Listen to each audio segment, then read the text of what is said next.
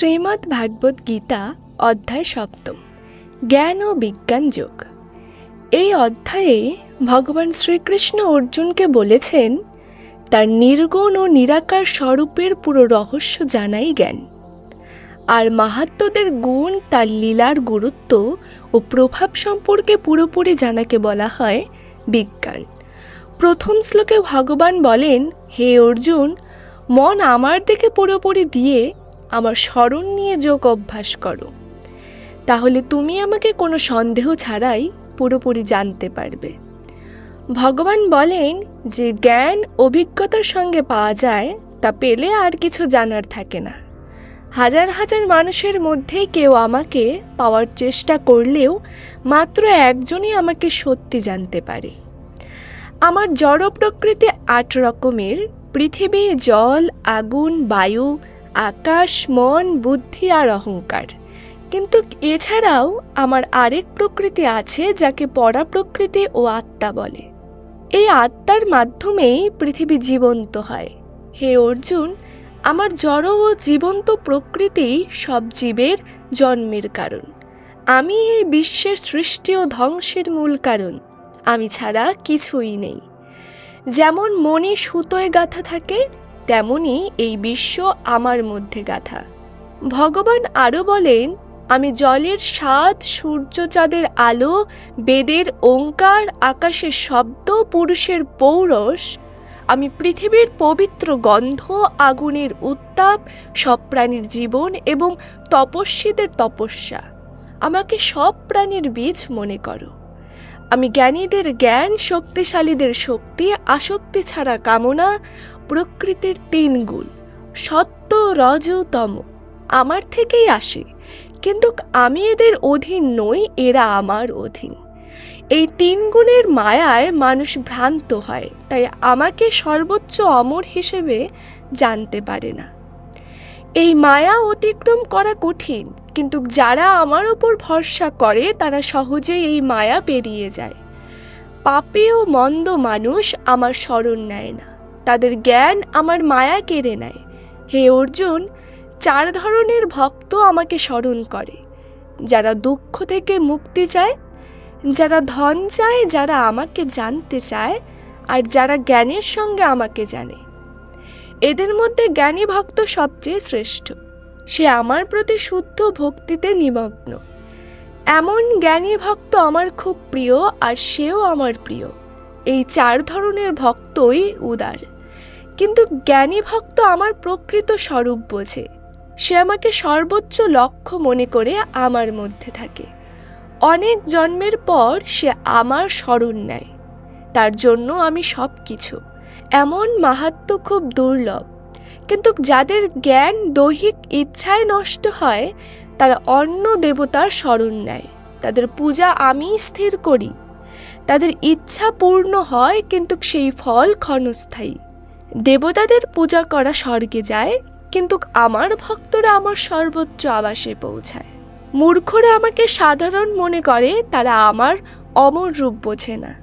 আমি যোগ মায়ায় আবৃত থাকি, তাই তারা আমাকে জানতে পারে না। আমি অতীত, বর্তমান, ভবিষ্যতের সব জীবকে জানি, কিন্তু কেউ আমাকে পুরোপুরি জানে না। ইচ্ছা, ঘৃণার কারণে জীব জন্ম নেয়, কিন্তু যে সৎ কর্ম করে, যার পাপ ধ্বংস হয়, সে আমার পূজায় আসক্তি থেকে মুক্ত হয়। যে আমার শরণে আসে, সে বার্ধক্য ও মৃত্যু থেকে মুক্তি পায়। যে আমাকে বিশ্বের স্রষ্টা, দেবতার নিয়ন্ত্রক ও যজ্ঞের ভোক্তা হিসেবে জানে, এমন ব্যক্তি মৃত্যুর সময় আমাকে স্মরণ করে, আমার সর্বোচ্চ আবাসে পৌঁছায়।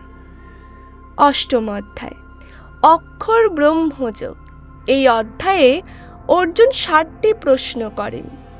ব্রহ্ম কি? আধ্যাত্মিকতা কি? কর্ম কি? অধিভূত, অধিদৈব কি? অধিযোগ্য কে? আর যোগীরা মৃত্যুর সময় ভগবানকে কিভাবে জানে? ভগবান বলেন, অবিনশ্বর আত্মাই ব্রহ্ম। আত্মার স্থির ভাবই আধ্যাত্মিকতা। ভালো মন্দ চিন্তার সমাপ্তি কর্ম। হে অর্জুন, পরিবর্তনশীল প্রকৃতি অধিভূত সূর্য, চাঁদ প্রভৃতি দেবতার বিশাল রূপ অধিদৈব। আমি প্রতিটি হৃদয়ে অধিযোগ্য যজ্ঞের ভোক্তা। মৃত্যুর সময় আমাকে স্মরণ করলে তুমি শারীরিক বন্ধন থেকে মুক্তি হবে। যে ভাবনা নিয়ে মানুষ মরে তাই সে পায়। তাই সর্বদা আমাকে স্মরণ করো, যুদ্ধ করো। মন বুদ্ধি আমাকে সমর্পণ করলে তুমি আমার কাছে পৌঁছবে। যে যোগে মন স্থির রাখে সে আমাকে লাভ করে। সেই ভগবানকে স্মরণ করো যিনি সর্বজ্ঞ, প্রাচীন বিশ্বের নিয়ন্ত্রক, সূক্ষ্ম কল্পনার অতীত সূর্যের মতো উজ্জ্বল। মৃত্যুর সময় ভক্তি ও যোগশক্তির মাধ্যমে যে তাকে স্থাপন করে সে তার সর্বোচ্চ আবাস পায়। ভগবান বলেন, ইন্দ্রিয় নিয়ন্ত্রণ করে, মন হৃদয়ে স্থির করে। ওঙ্কার জপ করে আমাকে স্মরণ করলে দেহত্যাগের সময় আমার সর্বোচ্চ আবাসে পৌঁছানো যায়। যে ভক্ত সর্বদা আমাকে স্মরণ করে আমি তার কাছে সহজেই লভ্য। সে আমার কাছে পৌঁছে দুঃখ মুক্ত হয়, পুনর্জন্ম থেকে মুক্তি পায়। এই বিশ্বে নিম্নলোক থেকে ব্রহ্মলোক পর্যন্ত সবাই জন্ম মৃত্যু চক্রে থাকে, কিন্তু যে আমাকে পায় সে আর জন্ম নেয় না। ব্রহ্মার দিনে জীব প্রকাশিত হয়, রাতে অপ্রকাশে লীন হয়, কিন্তু চিরন্তন পরম ব্রহ্ম কখনো ধ্বংস হন না। তাকে নিষ্কাম ভক্তির মাধ্যমে পাওয়া যায়। যখন অগ্নি জলে শুক্লপক্ষে চাঁদ ওঠে, সূর্য উত্তরে থাকে, তখন দেহত্যাগ করলে ব্রহ্মজ্ঞানী ব্রহ্ম হয়।